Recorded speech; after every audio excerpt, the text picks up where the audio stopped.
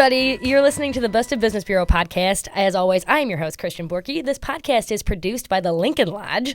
Come check out the Lincoln Lodge at some point if you haven't already. Very cool spot in Chicago. That's where we are. Yeah. Yeah. I've introduced the podcast before. Oh, donate to my Patreon, I guess. I don't know. All right, my guest today, he is a very special friend to me, very dear, dear man. His Twitter name is at Daniel Carroll or Dan Carroll? At Dan Carroll. I didn't know. Underscore. I knew it was 2 R's, 2 L's, 2 underscores. Yeah. And that's also my name. That is also your name because I introduced you by Twitter first and not your name. It's my friend Dan. How you doing? I'm doing good. I'm excited. Great.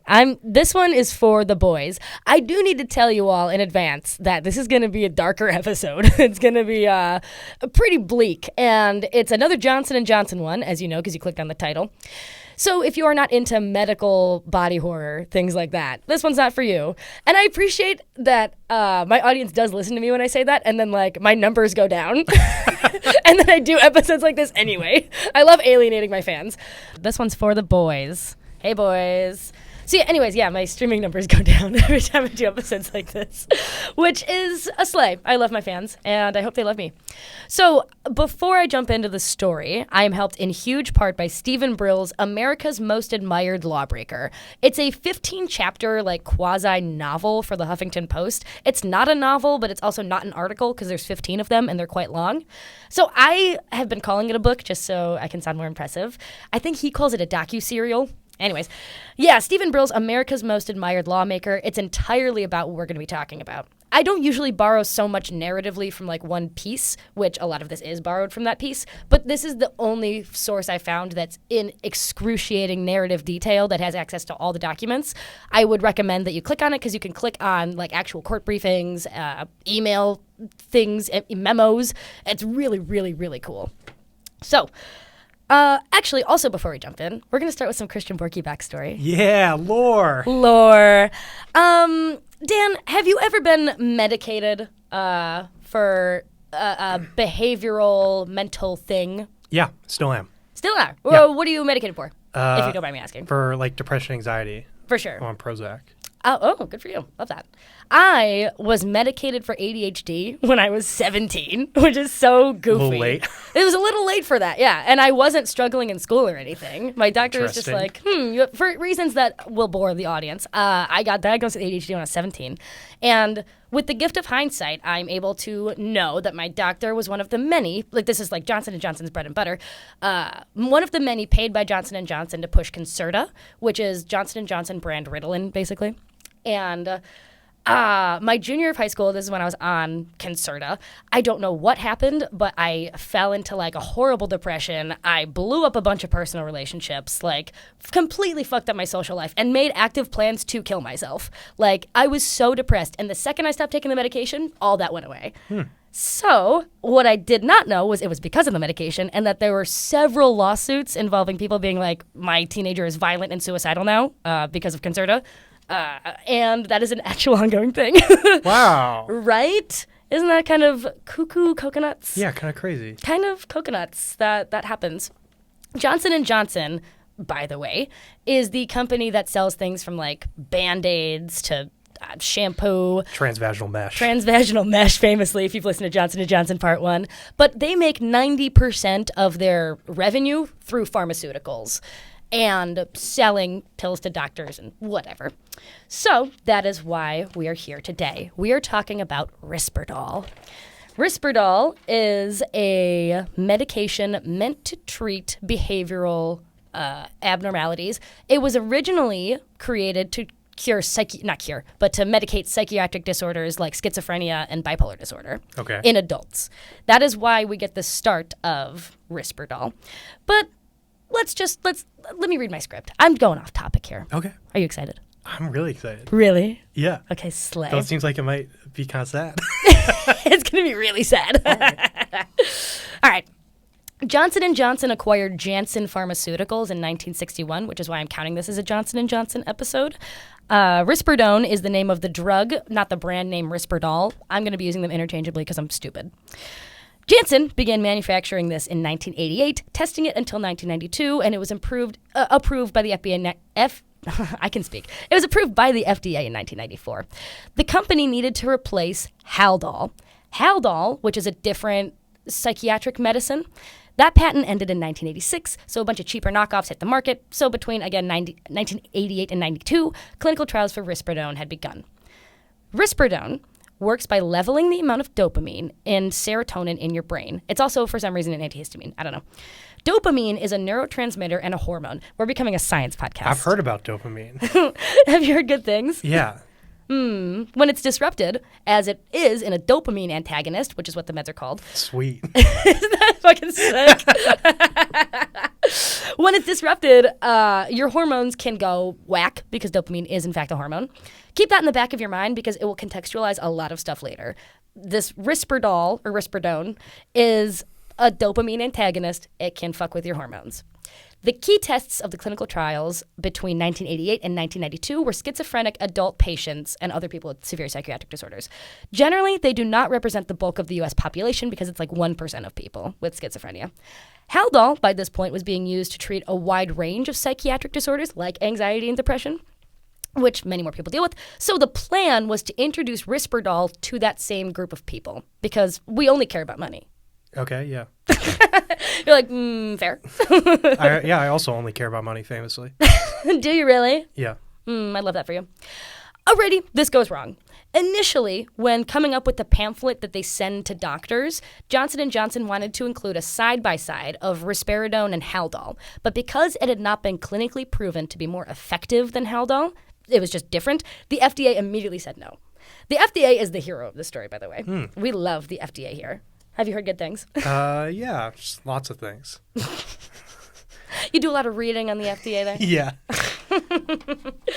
An ambitious plan drafted by Janssen in anticipation of the drug's 1994 rollout put the problem bluntly. Quote, the anticipated growth of the antipsychotic market does not create enough room for Risperdal sales forecast, which is a great way of saying I only care about money, I don't care about people. Are you following so far? Because I've done a lot of reading from the script, and my mind is rotten because I've been doing this research until literally an hour ago. Yeah, so they had this drug that was meant to treat schizophrenia and bipolar, and then they were like, well, we could also sell this to people with anxiety and depression. Exactly. And the way that things like that work is that it needs to be on the label for you to legally market it that way, which may seem obvious, but it's not obvious if you want to break the law, I guess. Oh, okay, yeah. But you can't just say that it's for everybody. Like, it needs to go through rigorous clinical testing for people with anxiety and depression before you can even put it on the label. You can't just guess, which, again, this will probably help. I don't know. Couldn't hurt to try, right? It couldn't hurt to try. Foreshadowing. Nevertheless, Risperdal, again, was approved for use in, I might have said 94 earlier, but I meant 93. It doesn't do as well as it was forecasted to, because again, it's mostly for schizophrenic adults. So next, Johnson & Johnson tries to ask the FDA if they can put on the label that this product is for elderly patients. Because market expansion was important to the rollout of Risperdal, they wanted to pull in $1 billion before the year 2000, which is ambitious, I guess. They wanted to expand the market to old people. Here's what Paul Lieber of the FDA, he's a fucking G, writes back. Quote, you appear to be exploring Risperdal's potential value for a much broader and more diffuse clinical target, namely, quote, behavioral disturbances in demented patients, so patients with dementia. That label would also encompass a range of other clinical findings like anxiety, depression, agitation, aggressiveness, verbal outbursts, blah, blah, blah, that would not necessarily be considered psychotic manifestations. Some of these symptoms might even be construed by some as appropriate responses to the deplorable conditions under which some of the demented patients are housed, thus raising ethical questions regarding the use of antipsychotic medications for inappropriate behavioral control. He said, nice try. Yeah. Nice try, whores. No. Because, again, the goal when expanding into the geriatric market, geriatric being the word for old people, which I don't know why I didn't know that. But they want to expand into the geriatric market just saying, old people at homes, they get aggressive, they get this, they get that. We can just take the edge off, shall we say. Yeah, that's pretty crazy. We're mistreating all these elderly people, so... Let's just give them more drugs. Let's just medicate them and see what happens. Yeah. And just hope the problem goes away. That is how we treat a lot of things in this country. Instead of Does it work? I've heard mixed results. Okay. Yeah, it's really what a place that we live. So we're still in the 90s. Paul Lieber sends this email to Johnson & Johnson being like, no. A year later, 1996, they had wanted to expand the label to include pediatric patients. To be clear, the drug had rolled out in 94. They just wanted to expand the label so they could legally prescribe it to more patients. The FDA writes back, quote, your supplement to the... Oh, sorry. The FDA writes back, quote, your supplement to the approved label proposes the expansion of Risperdal use into pediatric patients. However, you never state for what child or adolescent disorders Risperdal would be intended. Indeed, you acknowledge that you have not provided substantial evidence from an adequate and well-controlled trial to support any pediatric indications, nor developed a rationale to extend the results of studies connecting adults to children. So... Again, they're like, fucking no. They're like a cat swatting like a fly. Yeah, get that big stamp that says denied. Yeah, oh my God. I would love a rubber stamp that says denied. I didn't realize how much I really admire the FDA. They haven't been the villain yet on the Busted Business Bureau podcast. But I'm waiting, you know. Don't slip up. I like how you give me a face in a completely audio medium. Oh. There we go. I had the sound to it. You need to add sound effects, otherwise they're not going to see the faces you're making. Oh, man. I'm going to drink from my mimosa. Okay. I've been doing that. I'm sorry, I pimped right into the microphone trying to drink my mimosa. Okay. Stephen Brill writes, the last sentence hinted at efforts Janssen had already quietly made to expand the sale of Risperdal beyond the limits of the label. By 1997, overall Risperdal sales in the U.S. had reached $589 million. That was a huge jump from the launch year revenue of $172 million in 94, and it meant that the drug was somehow being prescribed to patients outside the narrow boundaries of the label. So now it's time to talk about off-label prescriptions. I used to take this headache medicine, but it wasn't medicine for headaches. It was amitriptyline, which is technically a low-dose antidepressant. Okay. But they just found that it helps people with headaches. Yeah. So I was super antidepressed. It was fucking awesome. But head felt great. Head felt amazing. I had no thoughts for like a year. Fucking banging. And that is a legal thing to do when people have found that there is help for you that this other thing can provide that hasn't necessarily been clinically tested. Mm-hmm. It is legal for doctors to prescribe things off-label. It's not necessarily legal to market things to doctors to say you can do it off-label. Okay. Does that make sense? Yeah. The power has to lie with the doctors to make the choice to go off-label or not. So how legal is it to encourage them financially to do so? Probably not. Well, we're going to find out. Have you ever taken I had a question and I totally forgot it. All right. You can wait. Just sit here in silence? Yeah. Anyways, here's the thing. Do you know here's what I was going to ask. Do you know about the thalidomide scandal of the 60s? No. I don't know why everyone doesn't know about the thalidomide scandal in the 60s. Thalidomide was this, I think, German medication that was meant to help people sleep. And more and more often, people who were pregnant were giving birth to babies that just didn't have arms. Didn't have other limbs that generally people usually have. Yeah. That you usually have. And so there was one woman at the FDA, Frances Oldham Kelsey, I think her full name is, who, when they were trying to put it in the U.S., she was like, I don't think you studied this hard enough. I think you should try again. And she was the only person saying no. She's the only reason it didn't expand to the U.S. market. Wow. Because it became a global scandal pretty shortly thereafter. Anyways, after the thalidomide thing happened, President Kennedy tightened restrictions on pharmaceutical companies going off-label. However, again, doctors do have the right to go off-label if they so choose. So, to answer the question, how legal is it for pharmaceutical salespeople to encourage doctors to go off-label? How do you police that? Et cetera, et cetera. There are lawsuits going around in the 90s trying to nail this exact thing down. But again, the answer to Johnson & Johnson doesn't fucking matter. It's often the answer. And honestly, it's a sleigh. They can just do whatever they want. Guy stuff. Mm-hmm. Mm. It's for the boys. You wouldn't understand. All right. Beginning in 1998, this is Brill again, the company's Risperdal promotional efforts began to escalate. Campaigns were launched to deploy the sales teams to use explicit messages to pitch doctors, like pediatricians, likely to have patients in the drug's off-label target populations. In 83, Risperdal elder care sales team was formed, creating a countrywide unit whose explicit, unabashed mission was to get Risperdal into the mouths of an off-limits population. They made a team and called it the elder care team. Put that on the business card. It's like, oh yeah, I'm part of the team that does the thing that's explicitly illegal. You want my number? You want to get lunch? Yeah. Its only targets, according to internal budgets and sales plans, were doctors who were primarily treating the elderly or who were medical directors at nursing homes. Now it's me again. I've stopped quoting Brill. Now it's just me reading from my script. The elder care team was key in maintaining this relationship with Omnicare. Omnicare was a pharmacy management. You don't need to remember this. I'm telling you. Right. I'll tell you when you need to remember something. This one you could just let it go in and out. Great. I'll zone out. Dan is fully dissociated. Tell me when I need to pay attention. It's a pharmacy management service for tons of nursing homes across the country. They were really good at getting patients covered by Medicaid, aka like free money for them.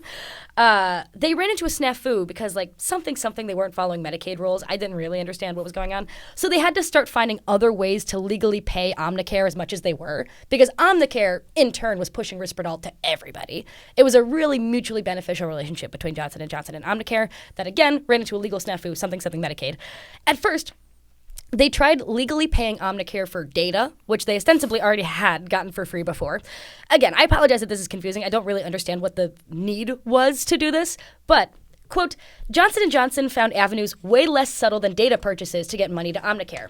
In June of 1999, an Omnicare senior vice president emailed a Janssen executive requesting $45,000 for a summer golf outing. Well, that's just classic guy stuff right there. And, like, I understand if, like, you know, some people wouldn't understand, but to a guy like me, yeah. Do you golf? No. Interesting. You tell me that I wouldn't understand. But I'm a guy. It's guy stuff. Okay. I feel like guys do a lot of gossiping on the golf course. Yeah. I feel like that's where the guys go to gossip. Yeah, no? gossip. Yeah, business deals. Oh, yeah. $45,000 worth of business deals. And this was for Amelia Island in Florida. I don't know what that is, but maybe someone out there will know. Quote, we will use these funds to further advance our expertise and management activities. Yeah. Guys doing guy stuff. By 1999, again, I want you to remember, the launch year, Risperdal sales were like $172 million. By 1999, Risperdal sales in the U.S. were $892 million. They're almost there. They're almost at the billion. They're almost there. Yeah, let's get it, guys. This was entirely by expanding into the pediatric and geriatric markets. I want to show you a picture. Okay. This is what they put in pediatrician's office. It's like giant kid Legos that say Risperdal on them. Which is, I don't know how you can get any more explicit with your marketing other than giant Legos with Risperdal on them. That's so weird. It's bizarre. A kid playing with Legos that say Risperdal. Humiliating. So they're unabashed, right, with how hard they're going into markets that, again, it is not legal for them to be doing. It's not on the label. They've started testing. We'll talk about it later, but they've done testing. That has not gone very well. And nevertheless, they are expanding drastically. All right, Brill continues, quote, the Food and Drug Administration consistently rates high among federal agencies and employee morale. Officials there, along with doctors and scientists on the front lines reviewing drugs, like to think of themselves as professionals dedicated to a mission. However, when they think they're being conned, they can be tough. Yeah. Slay. That was their posture on March 3rd, 2000, when about a dozen product development scientists and regulatory executives from Johnson & Johnson met to talk about Risperdal and children. Once again, J&J's team's goal was to get the label extended to include conduct disorders in children. So this would mean if a kid is acting up or has ADHD, let's use Risperdal, which, again, before it was only for schizophrenic adults. Yeah. And expanding into kids who are like loud in class is insane. Yeah, and old people that are just sad that they're put in a home. Yeah, because it sucks to be old and in a nursing home. Yeah. Pretty appropriate. This would not only sanction the marketing that the company was already doing, it would extend the overall Risperdal patent for 6 months under a law that gives pediatric drugs longer protection from that sort of thing, which was the original problem with Haldol. The patent expired, a bunch of knockoffs came in, and then flooded the market, and so Haldol was kind of useless. Can't make money. Can't make that money. Gotta make that shmoney.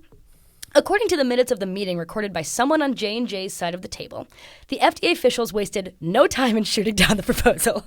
Quote, the FDA questioned the validity of conduct disorder as a diagnosis and even the concept of conduct disorder as a disorder, because it's just a list of behaviors, mainly aggressive behaviors that annoy others. Their main concern is that Risperdal and any other product would be used as a chemical straitjacket. Fair. God, I love the FDA. I guess here I am simping for the FDA. FDA, if you're listening to this, hit me up. Collab. Quote, they didn't really believe it, recalls one FDA official who was at the meeting. We were basically saying their plan, whatever data they presented, was not legitimate because conduct disorder could mean anything. According to multiple documents later produced in lawsuits and investigations related to Risperdal, it was following that meeting that the company stepped up its efforts to legitimize conduct disorder as a diagnosis in the academic medical community. Wow. There's this whole thing that Brill goes into about this one famous child psychiatrist that they paid so much money to get him to legitimize conduct disorder as like something that needs to be medicated in children. And I'm maybe getting ahead of myself, but this is the only thing I have about this guy is in his deposition when he was part of many, many lawsuits involving Risperdal, he was so petty and fucking annoying. His name's like Steven something, I think. What an idiot. Here's a question and answer that goes back and forth. Do you have any idea what he means when he says he's truly afraid of the repercussions of jerking you around? Because he's like, they were trying to establish he's an angry guy. Okay. Which doesn't, like, you don't need to know any of the This is context. Steven asking the question? This is the lawyer asking the Okay. question to Steven. I have no idea. Did you ever make any threats to him? Absolutely not. Would that be unprofessional? I would never do anything like that. Because it would be unprofessional? Because it's not part of my repertoire. I'll leave that to the other guys.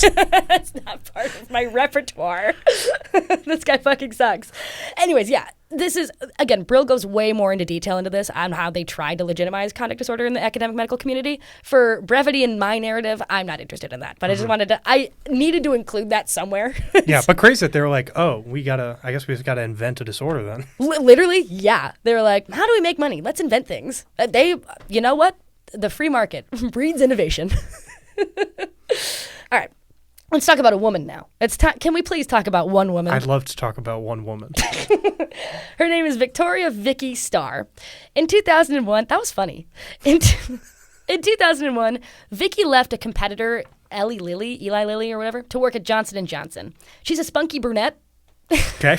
Who is the kind of person to ask her doctor about like precisely how drugs work vis-a-vis receptors, hormone disruption, or whatever. She asks a lot of questions. She says of her employer, Janssen, quote, they might have been a little too straight arrow for me with their car inspections and even checking out your driving record before you're employed there. Which she elaborated no further. Yeah. I had many questions. If my employers checked my driving record, that'd be humiliating. And my car, they're going to find my little rubber duckies. All the trash? All the trash. The Not in your duckies. car. Your car's very clean. Oh, I appreciate that. Yeah. Dan did ride in my car today, and so he does know that it's clean. Yeah. But when I was driving back from Ohio, there was like an electric violin, like 3 bottles of whiskey, a bunch of records in the back, trash. It was disgusting. Bread. I had cheddar jalapeno bread. Ooh. I know. It's going to be really good. It's from Michael's Bake Shop. All right. Anyways. This is Vicky again. But I thought they were serious about having people with pharmacy training sell doctors based on the chemistry of the drugs, the science of the nervous system, and all that. Her first meeting with the Central Nervous System Oregon Division in the fall of 2001 was not what she anticipated. A roundtable of, quote, best practices discussion turned into a primer for her sales manager on selling to kids and telling doctors to give them smaller doses. And there were no studies in these materials about how any of it worked, just how we could sell the symptoms. That would calm kids down. So she's already a little disillusioned with Johnson & Johnson. She then goes to Boca Raton in Florida, I guess. To do what? For a Johnson & Johnson thing in 2002. Okay. It's like a huge conference priming people on how to expand literally into the geriatric and pediatric market.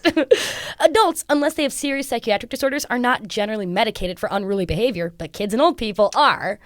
So it's just an ever-expanding market. The more kids and old people we have, which will constantly be having them, you can expand. But not a lot of adults get diagnosed with schizophrenia, and you can't be like... just because you're an asshole. Yeah, you can't like, be... Yeah. You can't Like, this guy sucks. Get this guy on mental right now. If I could do that to my coworkers... I guess not my coworkers here, but other coworkers I've had. No, just kidding. I would medicate Christian Good job covering it. Oh. Get that guy on some fucking Prozac or on Risperdal. Anyways, She's in Boca Raton, Florida.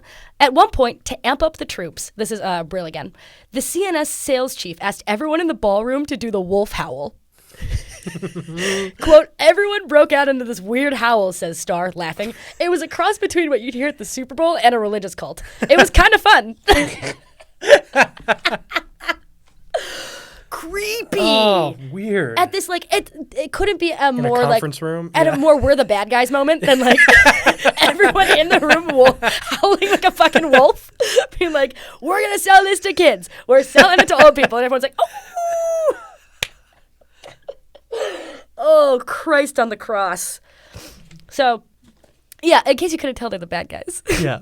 Keeping up so far? Yeah. We're understanding understanding where it is. I also have deliberately not told you the title of this episode, and I'm excited for the reveal because Dan does not know the title. Late title card. Late title card. Yeah, we're still in the first act. Cold open, yeah. All right, let's talk about a boy, Austin Pledger. It's back to the boys. Back to the boys. The same year as Vicky's Boca Raton wolf howl thing, a kid named Austin Pledger took his first dose of Risperdal.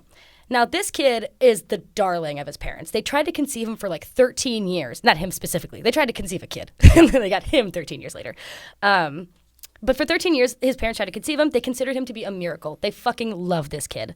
They noticed a bunch of behavioral issues with him when he was 3. He was diagnosed with autism. And eventually I have the year somewhere, 2002, he starts taking Risperdal. He was born in 1994, so he would have been 8 years old.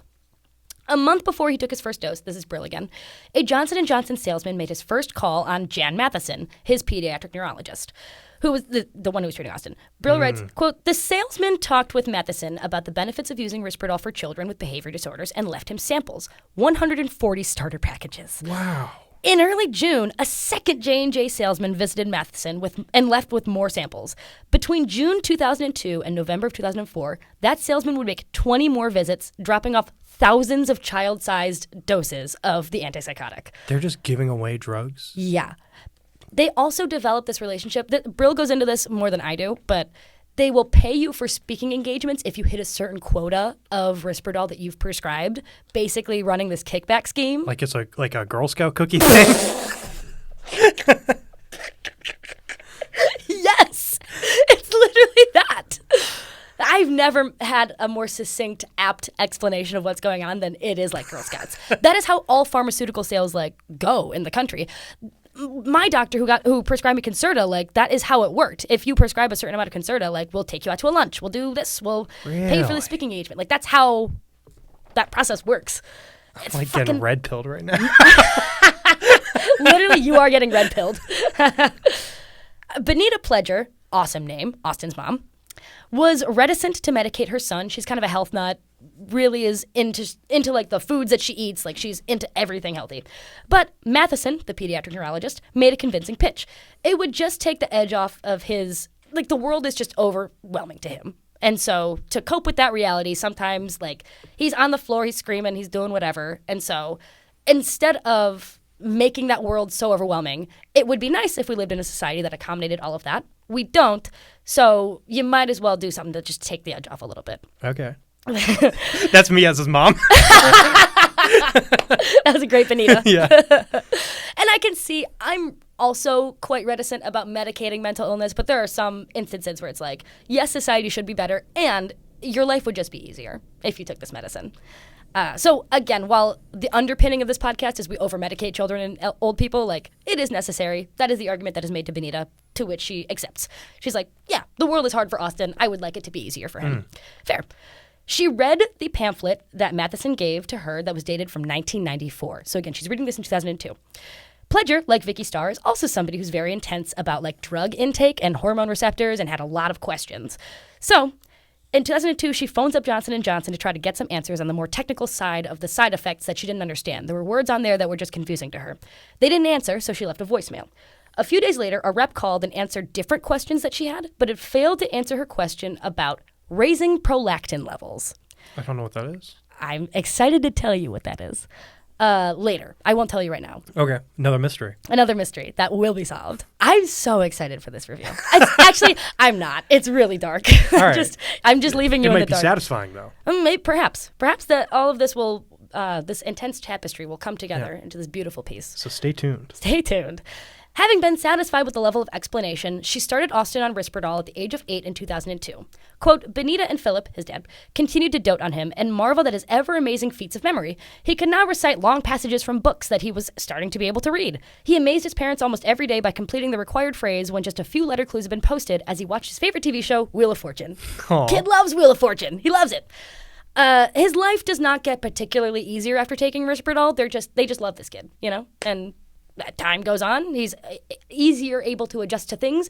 He eventually does stop taking Risperdal and takes like Abilify and a couple other same thing but different brand, which is not really that important. I don't know why I told you that. Okay.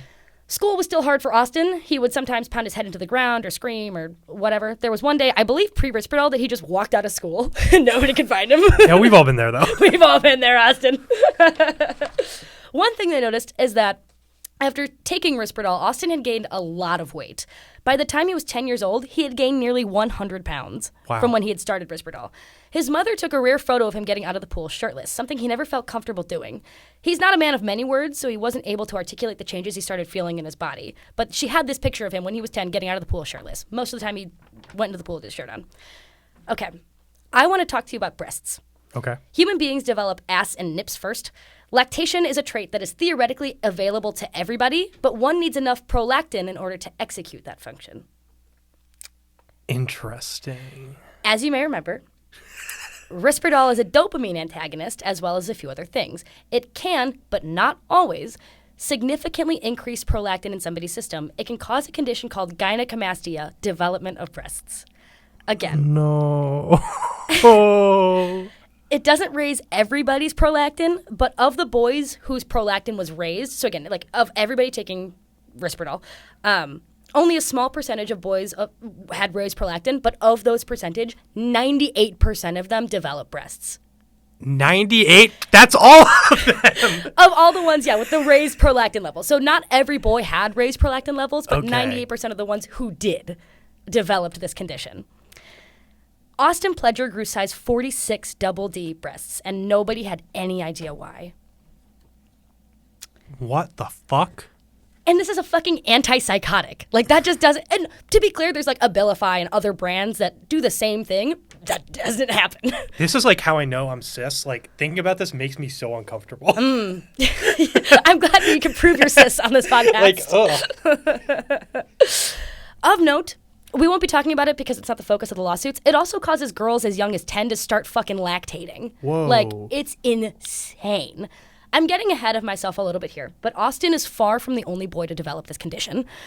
Those who want their breasts removed are generally unable to, as a non-cancerous double mastectomy is still considered a cosmetic surgery. So I wanted to just take a moment right now to say trans healthcare is healthcare because They that is... can't get it removed? I mean, you can't secure money from, like, Medicaid to get it removed. You have to pay a lot of money because it's a cosmetic double mastectomy. Jesus. Like, if you don't have a reason, your insurance isn't going to fucking cover it. Ooh. Yeah. So the core of the rest of this episode is going to have to do with huge swaths of cisgender boys developing breasts. And I want to once again pause and emphasize how much easier their lives would be if it was, I don't know, if we were not so transphobic as a society. Yeah. You know? Like, these issues are directly connected. Like, trans healthcare does benefit cis people as well. Yeah. So I wanted to pause and mention that. All right, let's talk with Risperdal boys. We're going to return back to Austin Pledger because he's part of a really important lawsuit, but he generally is a man of few words, and so he's unable to articulate his own experience, himself. So there's a website called risperdalboys.com Okay. where a bunch of men talk about what it's like to be them. And so I wanted to read just a few of these. Okay. Just so we can understand the scope of the problem. As a boy with breasts, high school was hell for Arturo. He's from Pontiac.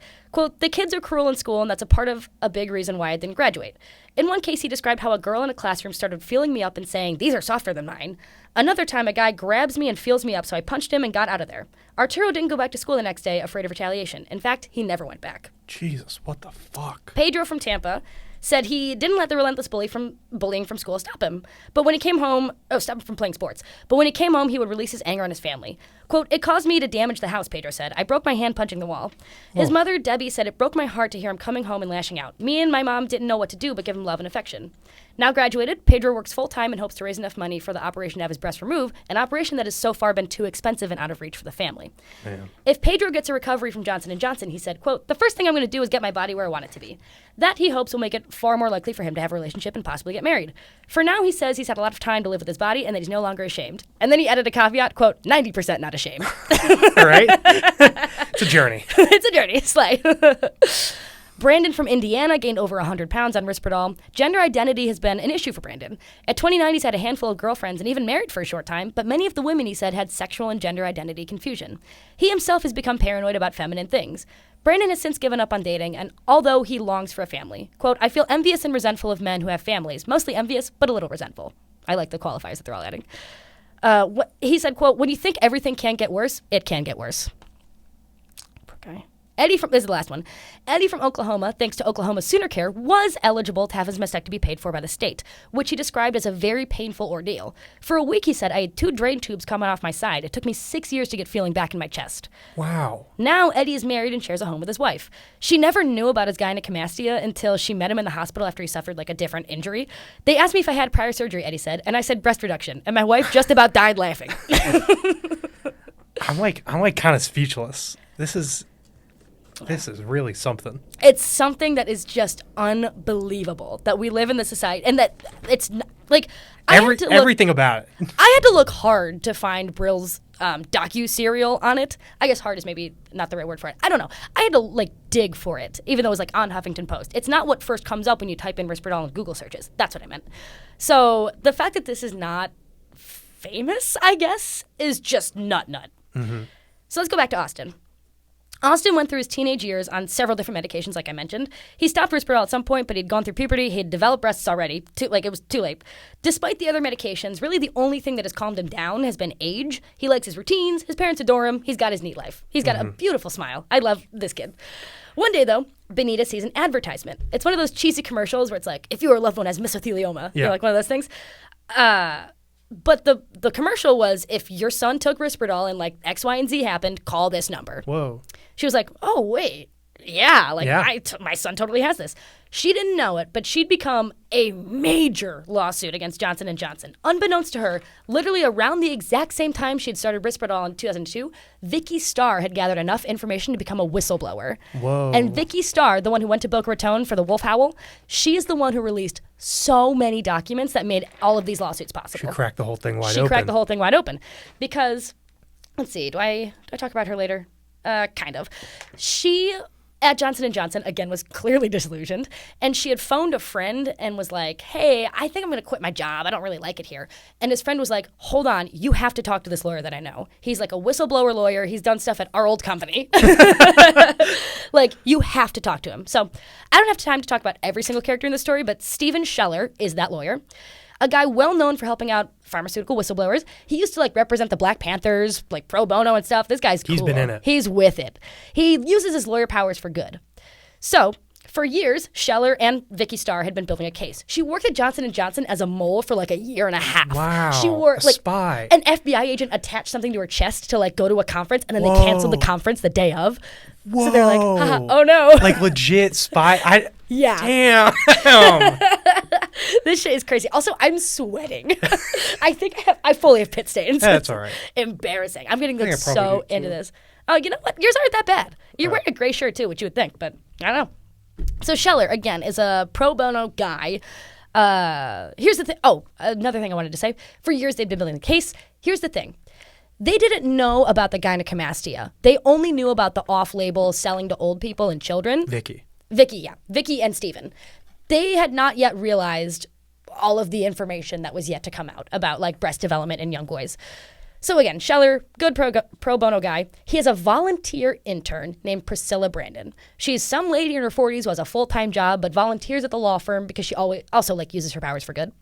Quote, For Scheller's personal injury cases, Johnson & Johnson turned over what Brandon calculates were 3.5 million documents containing 21.7 million individual pages.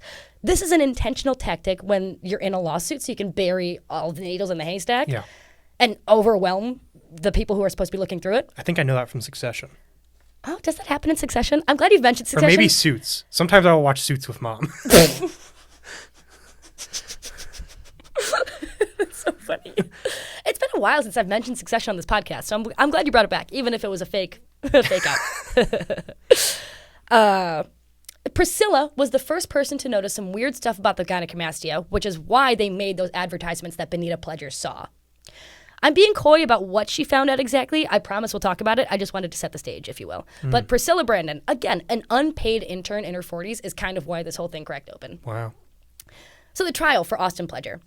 Again, Austin's trial becomes a very important one for Risperdal men. His mother did everything right. You know, like she called Johnson & Johnson. She asked about the side effects. She was led astray to start taking this medication. I know I'm playing my hand a little early, but they absolutely win the trial. I'm going to talk at length about the trial, though, because you may wonder, how bad does it get? And the answer is really fucking bad. Oh, cool. How are you doing so far, by the way? Let's take a little break. I'm on page 10. Oh, my God. I'm sweating. I need a mimosa drink. Yeah, I was going to refill mine. Yeah.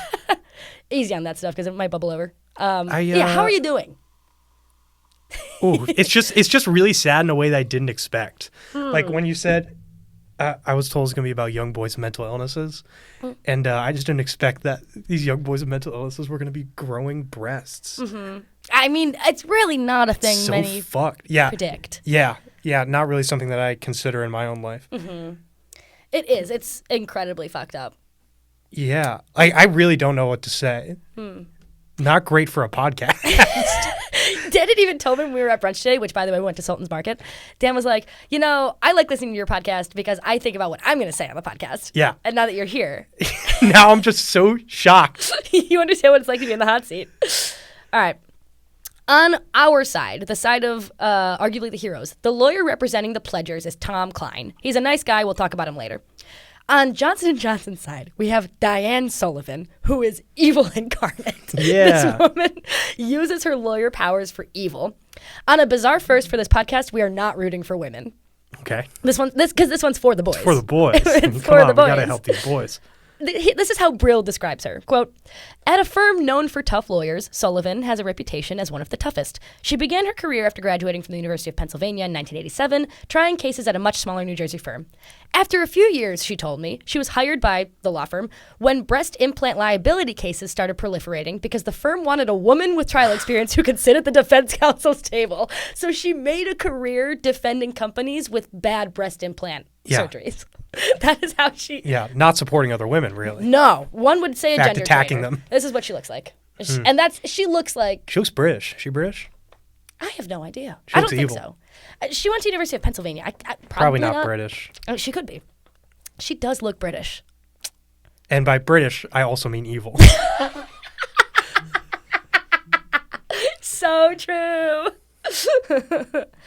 The Pledger trial had begun in Philadelphia on the afternoon of Friday, January 23rd, 2015, and it goes on a long fucking time. That puts Austin at around 20 years old. From Brill, the jury was made up of 6 men and 6 women, of whom 11 were African American and 1 was white. This included a security guard, a clerk at Macy's, and a nurse's aide. I'm just setting the scene. Their job was to answer 2 questions. 1, had Johnson & Johnson known and failed to warn Austin Pledger's doctor that Risperdal was dangerous when taken by children like him? 2, had that failure to warn caused Austin's injuries? Those are the questions that we're going to be answering in this trial. God bless Tim Klein, this lawyer who's on the Pledger side, but his opening statement is just so awkward. And I don't know how else to do it other than to just read it. Which I'm going to be so uncomfortable reading this. So we're in this together. Okay. Austin has a deformity. He has a deformity not for a woman, but for a man. He has large female breasts, obviously. You'll be seeing photographs during the case. They are, I think, what we could describe as large pendulous breasts. Not some small little thing, but a significant for a male deformity. The word pendulous is egregious. I think we're across the line, maybe. I think, Tim, God bless you. But that's like some real men writing women stuff. Her until his breasts swung heavily. In the courtroom. Here's another thing that he said. This guy's just, like, he does well in the trial, but he can't help it. He wins, so how bad could he be? So this is also in his opening statement. He's describing what the other team is going to be saying. Oh, and by the way, I'm sorry. He lost a lot of weight as well. Oh, and by the way, when he loses all the weight, of course the breast tissue remains. They're going to tell you, oh, he's a fat boy. Pardon me for saying it. They're going to be, I hope, polite about it, but they're going to say he's a heavy boy. And I'm going to tell you that, yes, he is that. All right. But he has these breasts that are real breast tissue. And even they will admit they're, I don't know, we're not going to agree on much here. Just kind of like explaining how the court works.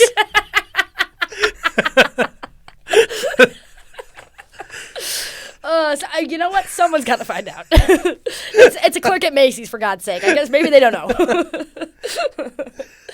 Yeah, that's what Tim's thinking. Anyways, here is part of what is uncovered during the trial. Johnson & Johnson had known since the year of our Lord 2000 that gynecomastia was a significant side effect of this drug. Ooh. The clinical trials in children, which is like you're allowed to do clinical testing even if it's not approved. Like you have to do clinical testing to get approved to put children on the label, which is why there's so many kids like this, resulted in an abnormal amount of kids with breasts. Any amount is abnormal. Any amount is abnormal. Like, there's maybe some girls who develop early, but for young boys... Yeah. I might need to say that again. I was removing my headphones. There's some young girls who develop early, but generally it is weird to have all these kids with breasts. The FDA approved Risperdal for usage in some children in 2006. Johnson & Johnson did put gynecomastia on the label at a rate of 2.3%, which is also huge. Yeah. Considering they're doing like hundreds of millions of dollars in sales, 2.3% is still a big number. But let's talk about that number. Brill writes, quote, in November of 2000, Johnson & Johnson research scientists got troubling numbers. They had hoped that the scientists would generate data that would rebutte the competition's claim that Risperdal raised levels of the hormone prolactin to a degree that could cause young boys to grow breasts. But the largest study done yet by J&J on the effects of long-term Risperdal use among children and adolescents had now found that 319 children, including 266 males, 8.6% of the males had developed gynecomastia or breasts. When the final results, including more participants, were tabulated, the percentage of males went down to 5.5%. That study was never turned over to the FDA. What's more? That's so much. That's 1 in 20? Yeah. That's so many. What's more? On August 22nd, 2002, a revised version of the all-important study was circulated among Janssen development executives. The result was a table showing a much lower rate of gynecomastia, just 0.8%. Moreover, the comparison of boys with raised prolactin levels who had ended up with the disease was now no longer statistically significant, proving that the relationship was statistically significant, or rather it wasn't, was the key purpose of the study. So how did they get that number? How did they arrive to that conclusion in either case? Here's what they did. They simply argued that boys over 10 were going through puberty and they just had hormone issues and neglected them altogether. So the only boys they counted in the percentage of boys with gynecomastia were the ones who had developed breasts before the age of 10, which is also insane that there were so many of them. Yeah. But that is how they arrived at that low number to then potentially turn over and then put on the label, was they simply ignored boys over the age of 10 and included all girls in the denominator. Oh, okay. So through this mental math trickery, again, we've only got the couple of boys. I'm just going to say it's 10. I don't remember how many it is. We've got the 10 boys who are under 10 who have gynecomastia, divided by all of the other kids. So girls, every boys, other child. Every other child in the study, which is not how math works. You Yeah. do not need a degree in math to understand that that is not how you calculate the risk of gynecomastia in boys, is to also include girls in the study.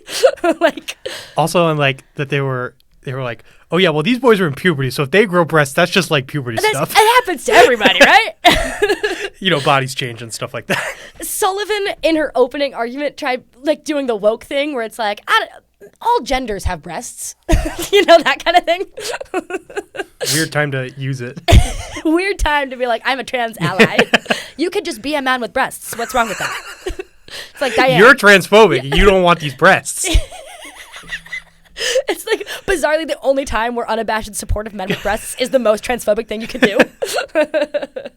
So anyways, they had swaths of data indicating this relationship between Risperdal and gynecomastia and just manipulated it and hid several of the originals away. Notably, so you understand how they fucked all this up. I feel like okay, great. Dan nodded for everybody at home. Notably, Benita who's Austin's mom. Yep. Not aware of all of the arguments that they're going to be making during this case. She's obviously quite important, but there's just like legal jargon stuff that she doesn't really understand because who does? So she's technically a plaintiff, but there's lots of arguments, that she's hearing for the first time. Quote, on January 28th, she began to grasp all the details, or at least the details from her side's perspective. She and the jury now heard David Kessler, who is not a character, recite the history of the FDA rebuffing J&J's efforts to get Risperdal approved for children, like the emails that we had talked about earlier. From before he was, approved for children. From before he was prescribed the drug to after he had been taking it. She had heard how the company had procured articles and speeches from academic luminaries to boost Risperdal sales to children. She became increasingly upset as Kessler continued in such painstaking detail that Klein's questioning stretched out over almost 4 days. She was listening to them, knowing that this was going to happen, and still prescribing it anyway. Quote, Kessler proceeded to explain how the rates of gynecomastia had been manipulated and how other second-generation antipsychotics, the alternatives to Risperdal, did not have the same prolactin problems. It was then Benita Pledger recalls that she, quote, fell apart. I'm a naive person. I think people are good. But I realized they absolutely knew.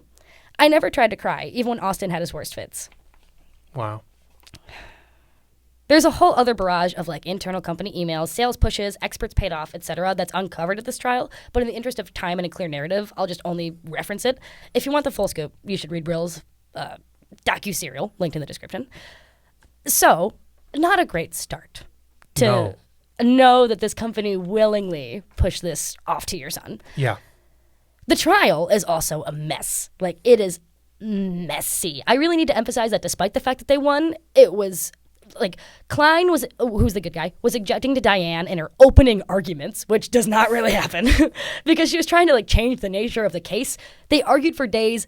Diane called him insane at one point, like, on record. Klein had said something about Sullivan intentionally trying to eat up time so as to confuse the jury, and the judge was like, I'm here all summer. Whoa. Like, fucking try it. One of Diane Sullivan's key arguments was that Austin's breasts were a normal part of development for somebody who was fat. To combat that, oh God, this is fucking terrible. Like, strap in. Okay. To combat this, like, argument, they had an endocrinologist from California go to Austin's home in Alabama, where he lived, to examine Austin's breast tissue to confirm that, like, yes, it's not just fat. They had secured him, like, a year prior. Diane Sullivan knew about this. It's one of those things where it's just, that they're doing this. So they secured him a year prior, flew him out. Diane's team knew about it. Like it's expected. However, the night before he is supposed to give his testimony, this doctor, this endocrinologist is supposed to get on. Diane let everybody know that under some obscure Alabama statute, the doctor had feloniously practiced medicine because he's licensed in California, practicing medicine in Alabama. Some bizarre Alabama thing makes that a felony. And so... So they couldn't use it? They couldn't use him. Well, yeah, because she was like, I'll send this guy to prison if you use him. I need to emphasize that having an endocrinologist confirm that it's breast tissue is a fundamental part of the case. Like, you legally need to prove that it's breast tissue for this case to work. Couldn't they just fly Austin to California then? Well, they could. This was like a year ago. They weren't going to anticipate that Diane was going to do this the night before he was supposed to give his testimony. And, as you remember, Austin has a hard time with, like, change and his routine, but they needed to fly him out that night to go get checked out by a different plastic surgeon in Philly where the trial is taking place. Yeah. So... They had an autistic man who has a hard time with change, put him on a plane, fly him out to Philly to get re-examined by a stranger, and then just, like, fuck off back to his house. Yeah. Benita wasn't even going home during the weekends of the trial because Austin has, like, kind of a hard time with change and stuff. So she had spent all of this time away from her son just to have Diane do this obscure Alabama thing to fly him out. The judge was so fucking furious. Nobody took this well. Yeah. Because it's an insane thing to do. Yeah, good way to get everyone not on your side. Great way to get everybody really not on your side. So they did, like, they flew him out. They had a plastic surgeon check him out because they couldn't secure an endocrinologist in time because how were you supposed to do that? And he confirmed, like... Said the same thing the other guy was going to say? Said the same thing that the other guy was going to say, but he didn't go to prison for it, so that rocks. Diane knew for a whole year that she was going to use this argument and waited until the, like, night before to try and shake them up. which is, again, why everybody's fucking mad. He privately told Sullivan, the judge, privately told Sullivan that the episode was very disturbing.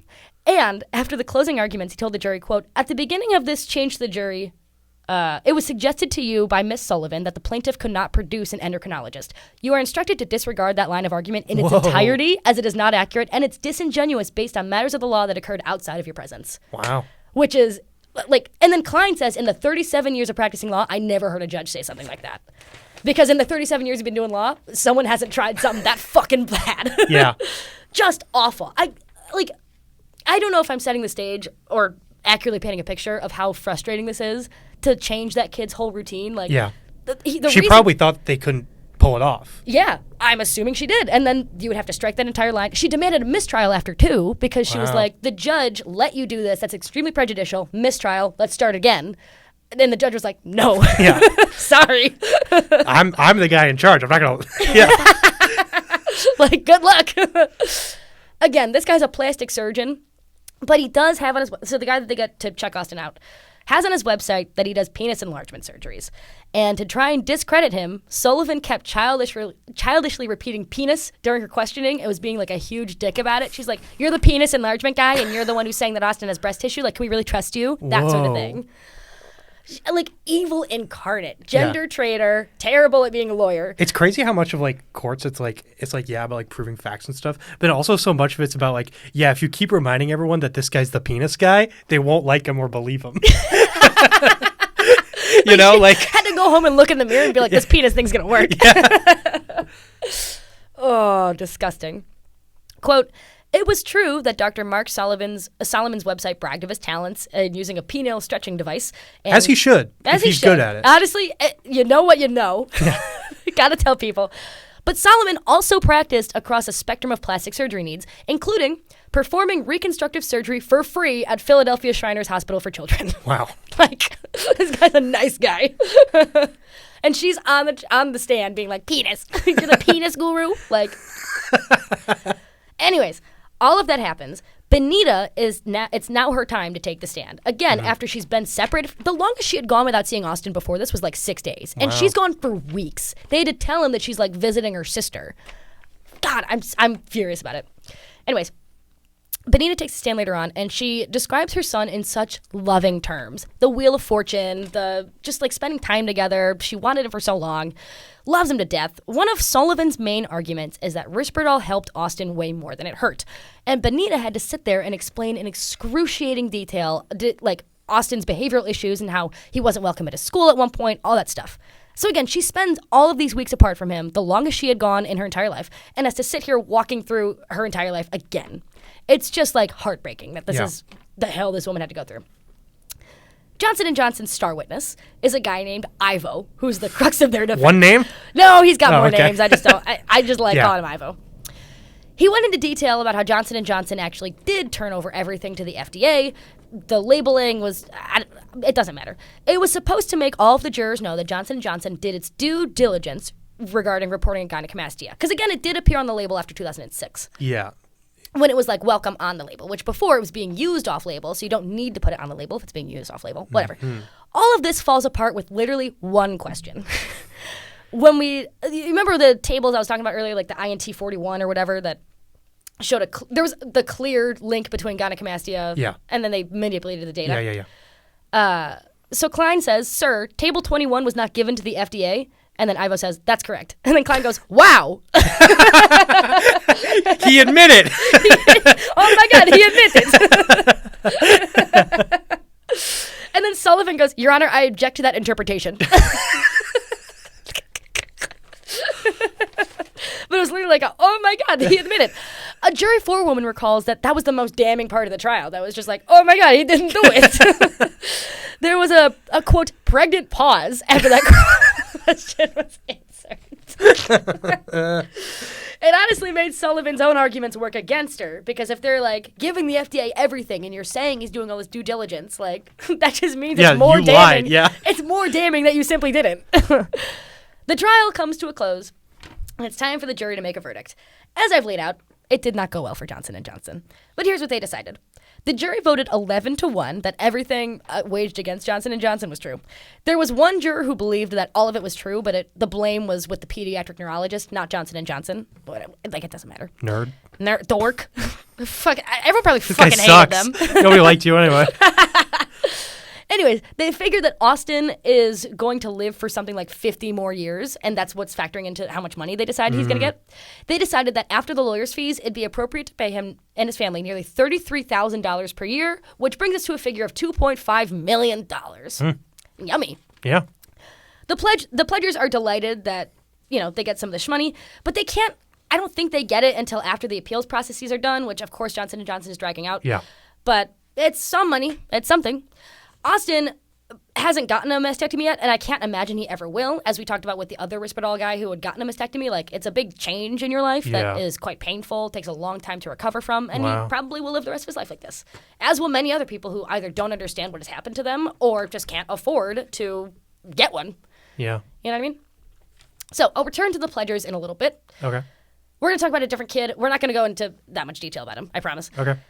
By virtue of the fact that Johnson & Johnson is very successful at selling drugs, there are now tens of thousands of boys dealing with this problem. 5.5% is a lot of boys when you're working on that scale.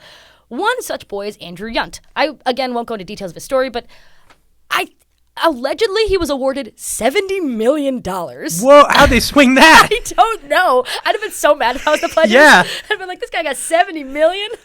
Are you kidding me? It's only like a few news articles that say that, so I have no access to the court documents. I have no idea if that's true. Maybe it's like when you look up celebrity net worth, and it's like it's like some D-list is like $40 million. No way that's true. I like that. I appreciate that I understood the reference immediately. In 2013. Johnson & Johnson had to pay the government $2.2 billion as a result of the Risperdal thing and a couple other things. Did you know that Johnson & Johnson has a repository of money specifically for these situations? Yeah, probably not really hurt them, huh? No. We'll talk about how much it didn't hurt later. Oh, great. Quote, I don't know why I said quote. I want to return to girls and elders for a second because we talked. This episode was for the boys, and it still is for the boys. But we can't forget the girls and elders. We can't forget the girls and elders, especially the girl elders. What are they to do? Exactly. In March of 2001, Janssen doctors received a summary of results of a study of Risperdal use among elderly patients that was intended to get the FDA to include seniors with dementia on the label. The data revealed unmistakably that when compared to test subjects receiving a placebo, there was a statistically significant increase in what are called cerebrovascular adverse events, or CVAEs, including strokes. Oh. One of the doctors reviewing the study said that the results should be publicized at an upcoming medical seminar, but a Janssen executive objected. Quote, I'm very reluctant to have this data in the public domain that soon. That data was only made publicly available 2 years later, and the elder care sales team still push it hardcore. Wow. But it's a significant amount of strokes that this causes in elderly patients who then die. What's incredibly notable to me is that there will never be any multi-million-dollar lawsuit for girls who are lactating at 9 years old or elders who die prematurely because of Risperdal because they're dead. That is sad. Oh, man. Yeah. Oh, that is sad. Geriatric and women's health are not taken seriously, and in the former case, it's because, again, you can't prove somebody died directly because of Risperdal. Yeah. But in many ways, they have the data to prove that it is that. And how are you supposed to get justice for that? You are dead. Yeah. So, in the latter case with girls, it's expected that girls will develop breasts anyway, so it's fine if their hormones get all kinds of fucked up and they develop, early and aggressively. It just doesn't matter. So, we're never going to find that lawsuit. These patients will simply exist the way they do. Wow. In our society. Isn't that fucked up? It's pretty fucked up, huh? Pretty fucked up. Anyway, I wrote, anyways, child. That's great. I got so drunk last night and then finished this morning, which is definitely where anyways, child came from. In Montana, there's a $5.9 million settlement related to Risperdal. Shaquille Bird gets $1 million, Nicholas Murray $1.75 million, et cetera, et cetera. There's a lot of money paid out to Wait, I have a Risperdal question. boys. Why don't they sue as a group? I think in some cases they do, but because it's personal injury... Actually, I don't know. I think maybe there are some cases where... I think the Montana one was a class action lawsuit. It is difficult to organize, and Everyone's development of breasts is different, which maybe has something to do with it. I actually don't know, though. Okay, I don't really know how the legal system works either. Like, I didn't know it was called a class action lawsuit. I said, why don't you guys just all just sue? That is called a class action lawsuit. Yeah, a bunch of guys in a trench coat. All like together in one giant trench coat trying to sue Johnson & Johnson. That is actually how it works. I know. You guessed it exactly correct. As of 2019, according to Scheller PC, which that's Stephen Scheller, the pro bono lawyer who's really great, he represents plaintiffs injured by defective and dangerous drugs and devices. There are over 1,600 individual Risperdal gynecomastia cases awaiting trial in Philadelphia, like, alone. Wow. There's, like, a lot. So let's talk about what happened to Johnson & Johnson executives after. Brill's article goes into detail about this guy named Gorski, who was the head manager of the Risperdal sales team, who then went on to become Johnson & Johnson's chairman and chief executive. Ooh, so nothing happened. What a surprise. Oh, no, something happened. Oh, really? He got a 48% raise to $25 million in 2014, the year after the government settlement was completed for $2.2 billion. He gets a $25 million raise. A raise to $25 million, sorry. The components of the government lawsuit included the largest criminal fine and civil damages payment ever stemming from the illegal marketing of one drug. Wow. And then Gorski gets a raise. Yeah. Vicky Starr, Good job. the whistleblower, she's estimated to receive millions of dollars, and she's a food blogger now. Great. Love her. Quote, as for the bottom line, Risperdal sales went from 1994 through 2008 when it went off patent. So I think you can still get Risperdal. Don't quote me on that. I actually have no idea. But again, it goes off patent in 2008. So from 1994 to 2008, the sales totaled approximately $30 billion, including approximately $20 billion in the U.S. Expenses in the U.S., including all of the manufacturing and sales and promotion costs, probably amounted to $2 billion based on the business plans and budgets that I have seen. This is Brill. This would yield a profit of $18 billion for Johnson & Johnson. Assuming half of those profits, or $9 billion, were derived from off-label sales, which I think is fair to say. Yeah, sure. So let's assume the $9 billion is derived from off-label sales. Suppose that even $3 billion ends up being spent on all of the remaining litigation, which is a high-end estimate. With about $3 billion already paid out in verdicts, settlements, and legal fees, that would mean Johnson & Johnson will have spent $6 billion to clean up after all the illegal conduct.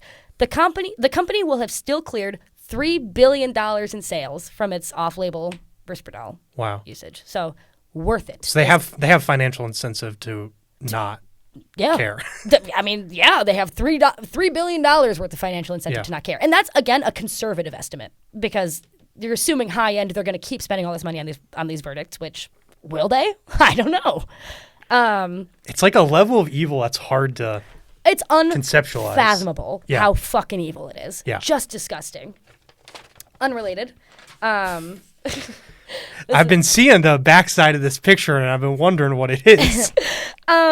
Tim Klein, the awkward lawyer who we had described before, who had used, I think he also used the word voluminous to describe Austin's breasts. Like, it's just not right. Again, they're waiting years for these appeals. I don't know if the money has hit their bank accounts yet, but Tim Klein bought Austin tickets to go see the Wheel of Fortune set. Yeah! Yeah! Oh, look at this guy. I love his hair. Yeah, I'll put that picture on my Instagram. Yeah. Oh, but it's so sweet. He got to go see the Wheel of Fortune set. Yeah. And that was the last thing I put in. Yeah. So that's Johnson & Johnson Risperdal, Dan. What's the official title for the episode? I am considering calling it Johnson & Johnson 2 Boys, Brains, and Breasts. Yeah. I might not call it that. Yeah. And if so, you might have to cut that out because you did say what the title is. Well, now I might have to cut that out if I don't wind up titling it that. Or I'll call it Johnson & Johnson 2 and let everyone figure it out. Yeah. I don't know. I'm still workshopping it. All right. So how are you doing emotionally? I am really taken for a ride. Are you doing okay? I'm doing okay. I'll be fine. I mean, I have my most, so I'm going to walk out of here. I'm going to have a great day. But I don't know. It's so, I did not expect that all these boys were going to be growing breasts. Yeah.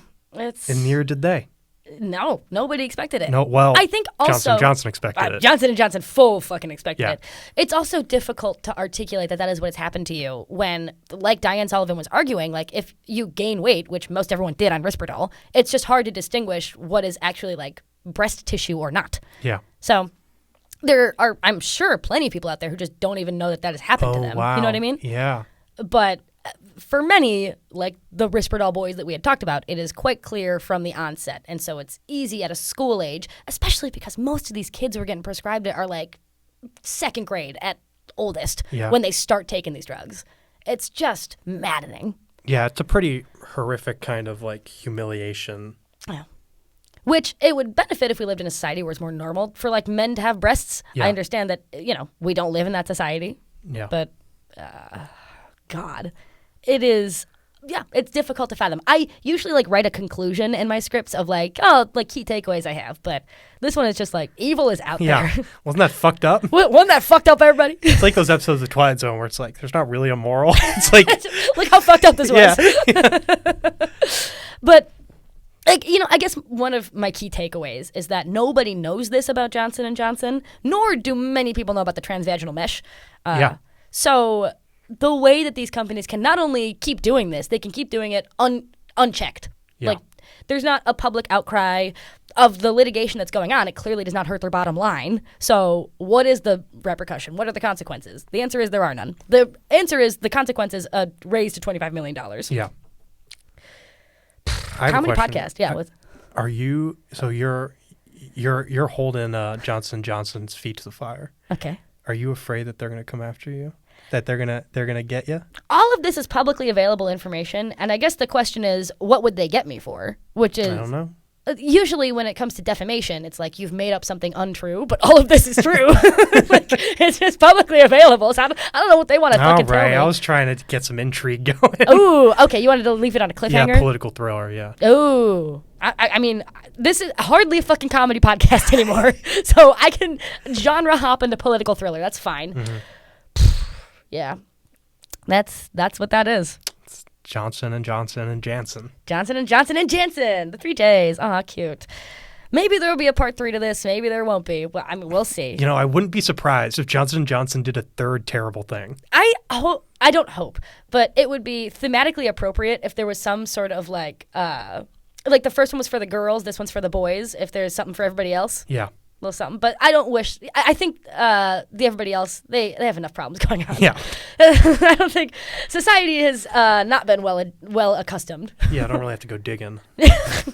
So let's hope that those people are not impacted by Johnson & Johnson, even though plenty already have been. Yeah, because plenty are included in the transvaginal mesh or the Risperdal thing. But here we are.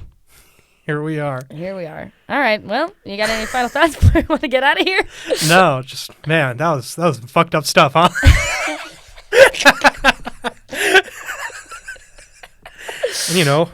Have a good day, everyone. Have a good day, everyone. You can follow Busted Business Bureau on social media or whatever. You can follow Dan on social media. Yeah, at Dan Carroll __. 2 R's, 2 L's, 2 underscores on Twitter. Branding. Yeah, Busted Business Bureau is Busted Biz Bureau. You can do it to my Patreon. More than anything else, just be kind to each other. Just, read. Yeah. That's clearly the key takeaway of this one. Read. All right. See y'all next time. Thanks for being on my podcast, Dan. I'm very happy to be here. Aw, I hope to have you on again soon. Dan has been with the podcast since day one. I failed to mention that at the beginning, but he has really been a fan since day one. And That's true. Key supporter, so thank you. Can't wait to listen to myself. You're going to listen? Yeah, of course. All right. Well, that's it. I'll see y'all later. Have fun listening to this later. Goodbye. This has been the Busted Business Bureau.